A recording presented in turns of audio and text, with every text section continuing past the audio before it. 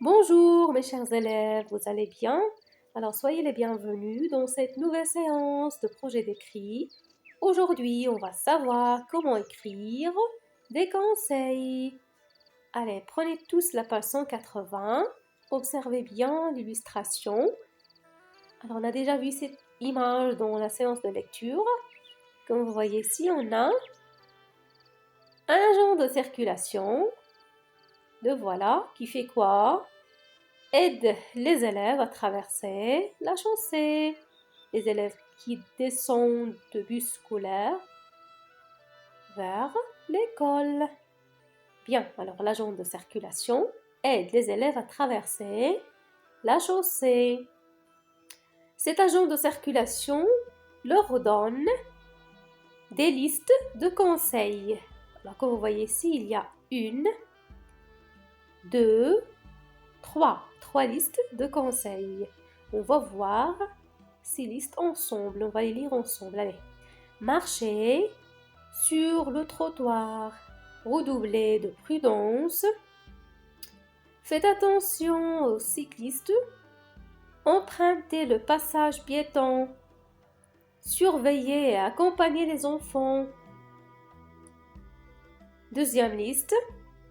Il faut écouter les conseils de l'agent de circulation.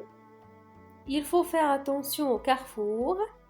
Il faut attendre le départ du bus avant de traverser. Troisième liste. Tu dois regarder à droite et à gauche. Vous devez prendre la prochaine route à droite. Nous devons respecter le code de la route. Alors ici, les conseils sont-ils écrits de la même façon dans les trois listes? Mais non, ils ne sont pas écrits de la même façon. On va voir la première liste ensemble. Allez. Alors, comme vous voyez, les phrases sont écrites avec un verbe. Alors, chaque phrase commence par un verbe qui est conjugué à quel temps? Très bien, c'est l'impératif présent. Alors, comme vous voyez ici, marcher, redoubler, faites, emprunter, surveiller. Ce sont des verbes qui sont conjugués à l'impératif présent. On passe au deuxième liste alors. Alors, les trois phrases sont écrites avec une expression qui se répète. C'est laquelle? Oui, il faut. Il faut, il faut, il faut. Alors, il faut plus un verbe. À quel temps? À l'infinitif. Très bien. Il faut écouter, il faut faire, il faut attendre.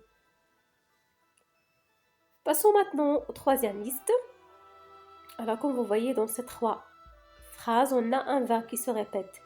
Tu dois, vous devez, nous devons. C'est le verbe devoir, très bien, qui est conjugué au présent de l'indicatif.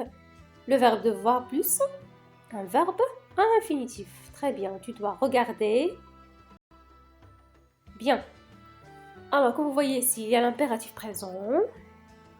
Il faut plus un verbe à l'infinitif. Et il y a le verbe devoir plus un verbe à l'infinitif. Voilà donc les trois façons d'écrire des conseils. Alors, pour écrire des conseils, on utilise trois façons. Le mot impératif.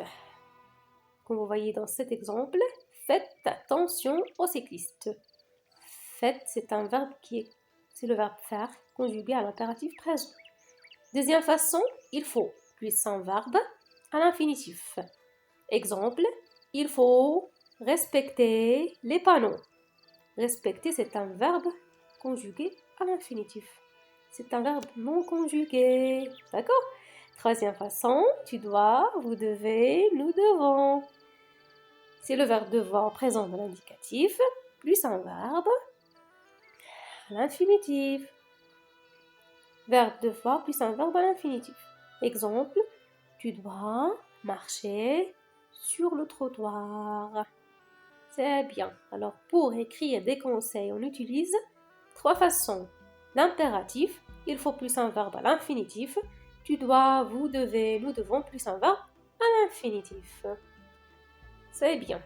Passons maintenant à des formes. On a la forme affirmative. Et on a aussi la forme négative qu'on utilise quand on veut exprimer des conseils. Il faut, il ne faut pas. Tu dois, tu ne dois pas. Vous devez, vous ne devez pas. Nous devons, nous ne devons pas. Alors on a ici la forme affirmative, comme vous voyez. Affirmer quelque chose. Et la forme négative, c'est-à-dire exprimer la négation. Bien. Maintenant, passons à un exercice à faire. Vous allez faire cet exercice à la maison. Vous allez créer des conseils en utilisant le mode impératif, comme dans cet exemple, respectez le code de la route. Impératif.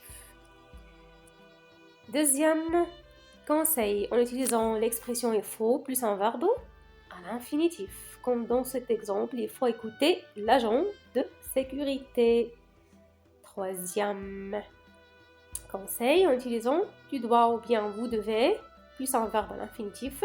Exemple, tu dois marcher sur le trottoir. Bien. C'est bien. Merci beaucoup mes élèves. Et au revoir.